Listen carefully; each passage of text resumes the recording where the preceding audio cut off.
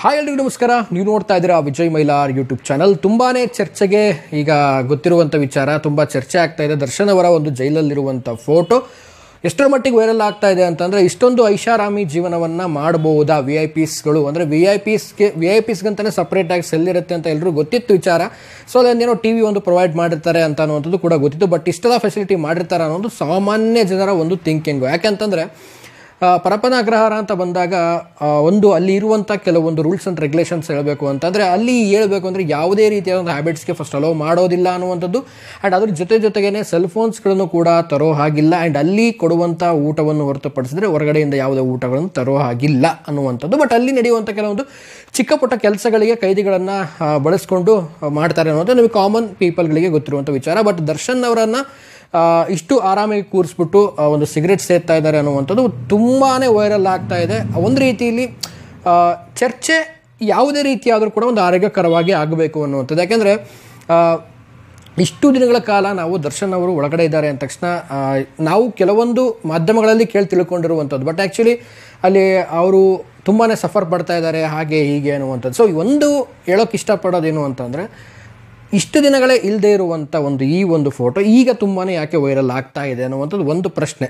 And ಇನ್ನೊಂದು ನನಗೆ ಕಾಡುವಂಥ ಪ್ರಶ್ನೆ ಏನಪ್ಪ ಅಂತಂದರೆ, ಸೊ ಜೈಲಿಗೆ ಹೋಗುವಂಥ ವ್ಯಕ್ತಿ ಅಪರಾಧಿ ಆಗಿರ್ಬೋದು ಅಥವಾ ಆರೋಪಿ ಆಗಿರ್ಬೋದು. ಸೊ ಆರೋಪವನ್ನು ಹೊತ್ತುಕೊಂಡು ಹೋಗೋದಾಗಿರ್ಬೋದು, ಅಪರಾಧಿ ಶಿಕ್ಷೆಗೆ ಗುರಿ ಆದಂಥವ್ರಿರ್ಬೋದು. ಸೊ ಮನವನ್ನು ಪರಿವರ್ತನೆ ಮಾಡಿಕೊಳ್ಳುವಂತಹ ಒಂದು ಜಾಗ ಆಗಿರುತ್ತೆ. ಜೈಲಲ್ಲಿ ಯಾಕೆ ಯಾವುದೇ ಒಂದು ಹೊರಗಿನ ಸಂಪರ್ಕವನ್ನು ಕೊಡೋದಿಲ್ಲ?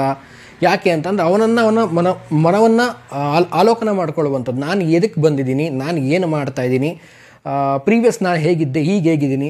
ಸೊ ಈ ರೀತಿಯಾದ ಒಂದು ಮೈಂಡ್ಸೆಟ್ ಕ್ರಿಯೇಟ್ ಆಗಿ ಅವನು ಬದಲಾವಣೆ ಮಾಡಿಕೊಂಡು ಹೊರಗಡೆ ಬರುವಂಥ ಒಂದು ಜಾಗ ಅಂತಲೇ ಹೇಳ್ತಾರೆ. ಬಟ್ ಇವತ್ತು ನಡೀತಿರುವಂಥ ಚರ್ಚೆನೇ ಮೇನಾಗಿ ಇಷ್ಟೊಂದು ಆರಾಮದಾಯಕವಾಗಿ ಫೆಸಿಲಿಟಿ ಎಲ್ಲ ಕೊಟ್ಟುಬಿಟ್ರಾ ಹೇಗೆ ಅಂತ. ಬಟ್ ವಾಟ್ ಎವರ್ ಒಂದು ವಿಡಿಯೋ ಆಗಿರ್ಬೋದು ಮತ್ತು ಈ ಫೋಟೋ ಆಗಿರ್ಬೋದು, ಸೊ ತನಿಖೆ ಮಾಡಿಸ್ತೀನಿ ಅಂತ ಕೂಡ ಹೋಮ್ ಮಿನಿಸ್ಟ್ರಿ ಹೇಳಿದ್ದಾರೆ. ಸೊ ಯಾವುದು ಸತ್ಯತೆಗಳು ಏನು ಕತೆ ಅನ್ನುವಂಥದ್ದು ತಿಳಿಬೇಕು.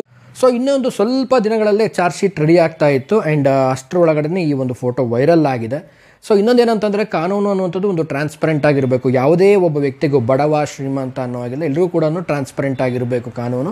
ಸೊ ಆ ನಿಟ್ಟಿನಲ್ಲಿ ಈ ಒಂದು ವಿಚಾರ ತುಂಬಾ ಚರ್ಚೆ ಈಡಾಗ್ತಾ ಇದೆ. ಯಾಕೆ ಇದು VIP ಇಷ್ಟೊಂದು ಹೈ ಟ್ರೀಟ್ಮೆಂಟ್ ಕೊಡ್ತಾ ಇದ್ದಾರೆ ಒಳಗಡೆ ಅನ್ನುವಂಥದ್ದು ತುಂಬ ಚರ್ಚೆ ಆಗ್ತಾ ಇದೆ.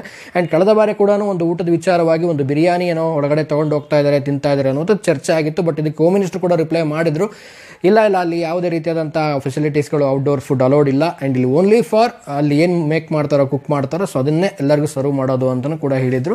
ಬಟ್ ಈ ವಿಚಾರ ತಿಳಿದು ಬಂದ ಮೇಲೆ ಹೋಮ್ ಮಿನಿಸ್ಟ್ರಿ ಹೇಳಿರುವಂಥ ವಿಚಾರ ಏನಪ್ಪ ಅಂದರೆ, ಯಾವುದೇ ಈ ಒಂದು ಫೋಟೋ ಮತ್ತು ಈ ಒಂದು ವಿಡಿಯೋ ಏನಿದೆ ಸೊ ಇದನ್ನು ಖಂಡಿತವಾಗ್ಲೂ ತನಿಖೆ ಮಾಡಿಸ್ತೀನಿ ಅಂತ ಹೇಳಿರುವಂಥದ್ದು.